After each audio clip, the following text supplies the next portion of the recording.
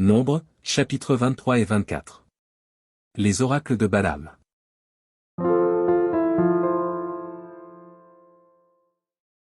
Chapitre 23. Balaam dit à Balak, bâtis-moi ici 7 autels, et prépare-moi ici 7 taureaux et 7 béliers. Balak fit ce que Balaam avait dit, et Balak et Balaam offrirent un taureau et un bélier sur chaque autel. Balaam dit à Balak, tiens-toi près de ton holocauste, et je m'éloignerai, peut-être que l'Éternel viendra à ma rencontre, et je te dirai ce qu'il me révélera. Et il alla sur un lieu élevé. Dieu vint au-devant de Balaam, et Balaam lui dit, j'ai dressé cet autel, et j'ai offert un taureau et un bélier sur chaque autel. L'Éternel mit des paroles dans la bouche de Balaam, et dit, retourne vers Balak, et tu parleras ainsi. Il retourna vers lui, et voici, Balak se tenait près de son holocauste, lui et tous les chefs de Moab.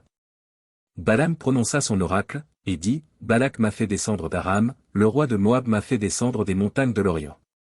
Viens, maudis-moi Jacob. Viens, sois irrité contre Israël. Comment maudirais-je celui que Dieu n'a point maudit? Comment serais-je irrité quand l'Éternel n'est point irrité? Je le vois du sommet des rochers, je le contemple du haut des collines, c'est un peuple qui a sa demeure à part, et qui ne fait point partie des nations. Qui peut compter la poussière de Jacob, et dire le nombre du quart d'Israël? Que je meure de la mort des justes, et que ma fin soit semblable à la leur. Balak dit à Balaam, que m'as-tu fait? Je t'ai pris pour maudire mon ennemi, et voici, tu le bénis. Il répondit, et dit, n'aurais-je pas soin de dire ce que l'Éternel met dans ma bouche? Balak lui dit, viens donc avec moi dans un autre lieu, d'où tu le verras, tu n'en verras qu'une partie, tu n'en verras pas la totalité. Et de la maudis-le-moi. Il le mena au champ de Tsophim, sur le sommet du Pisga, il bâtit 7 autels, et offrit un taureau et un bélier sur chaque autel. Balaam dit à Balak, tiens-toi ici, près de ton holocauste, et j'irai à la rencontre de Dieu. L'Éternel vint au-devant de Balaam, il mit des paroles dans sa bouche, et dit, retourne vers Balak, et tu parleras ainsi. Il retourna vers lui, et voici, Balak se tenait près de son holocauste, avec les chefs de Moab. Balak lui dit, qu'est-ce que l'Éternel a dit? Balaam prononça son oracle, et dit, lève-toi, Balak, écoute. Prête-moi l'oreille, fils de Tsippor. Dieu n'est point un homme pour mentir, ni fils d'un homme pour se repentir. Ce qu'il a dit, ne le fera-t-il pas? Ce qu'il a déclaré, ne l'exécutera-t-il pas? Voici, j'ai reçu l'ordre de bénir, il a béni, je ne le révoquerai point. Il n'aperçoit point d'iniquité en Jacob, il ne voit point d'injustice en Israël, l'Éternel, son Dieu, est avec lui, il est son roi, l'objet de son allégresse. Dieu les a fait sortir d'Égypte, il est pour eux comme la vigueur du buffle. L'enchantement ne peut rien contre Jacob, ni la divination contre Israël, au temps marqué, il sera dit à Jacob et à Israël, quelle est l'œuvre de Dieu. C'est un peuple qui se lève comme une lionne, et qui se dresse comme un lion, il ne se couche point jusqu'à ce qu'il ait dévoré la proie, et qu'il ait bu le sang des blessés. Balak dit à Balaam, ne le maudis pas, mais du moins ne le bénis pas. Balaam répondit, et dit à Balak, ne t'ai-je pas parlé ainsi, je ferai tout ce que l'Éternel dira? Balak dit à Balaam, viens donc, je te mènerai dans un autre lieu, peut-être Dieu trouvera-t-il bon que de là tu me maudisses ce peuple. Balak mena Balaam sur le sommet du Péor, en regard du désert. Balaam dit à Balak, bâtis-moi ici 7 autels, et prépare-moi ici 7 taureaux et 7 béliers. Balak fit ce que Balaam avait dit, et il offrit un taureau et un bélier sur chaque autel. Chapitre 24. Balaam vit que l'Éternel trouvait bon de bénir Israël, et il n'alla point comme les autres fois, à la rencontre des enchantements, mais il tourna son visage du côté du désert. Balaam leva les yeux, et vit Israël camper selon ses tribus. Alors l'Esprit de Dieu fut sur lui. Balaam prononça son oracle, et dit, parole de Balaam, fils de Béor, parole de l'homme qui a l'œil ouvert.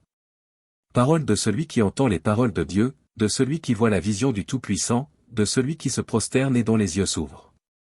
Quelles sont belles, tes tentes, ô Jacob! Tes demeures, ô Israël! Elles s'étendent comme des vallées, comme des jardins près d'un fleuve, comme des aloès que l'Éternel a plantés, comme des cèdres le long des eaux. L'eau coule de ses seaux, et sa semence est fécondée par d'abondantes eaux. Son roi s'élève au-dessus d'Agag, et son royaume devient puissant. Dieu l'a fait sortir d'Égypte, il est pour lui comme la vigueur du buffle. Il dévore les nations qui s'élèvent contre lui, il brise leurs os, et les abat de ses flèches. Il ploie les genoux, il se couche comme un lion, comme une lionne, qui le fera lever. Béni soit quiconque te bénira, et maudit soit quiconque te maudira. La colère de Balak s'enflamma contre Balaam, il frappa des mains, et dit à Balaam, c'est pour maudire mes ennemis que je t'ai appelé, et voici, tu les as bénis déjà 3 fois.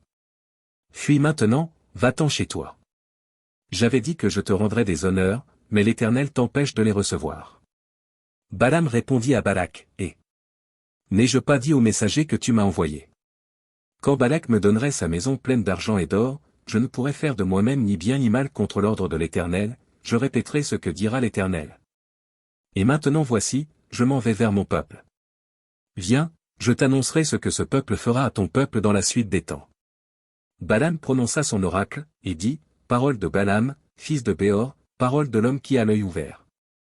Parole de celui qui entend les paroles de Dieu, de celui qui connaît les desseins du Très-Haut, de celui qui voit la vision du Tout-Puissant, de celui qui se prosterne et dont les yeux s'ouvrent. Je le vois, mais non maintenant, je le contemple, mais non de près. Un astre sort de Jacob, un sceptre s'élève d'Israël. Il perce les flancs de Moab, et il abat tous les enfants de Seth. Ils seront maîtres d'Édom, ils seront maîtres de Séhir, ses ennemis. Israël manifeste sa force.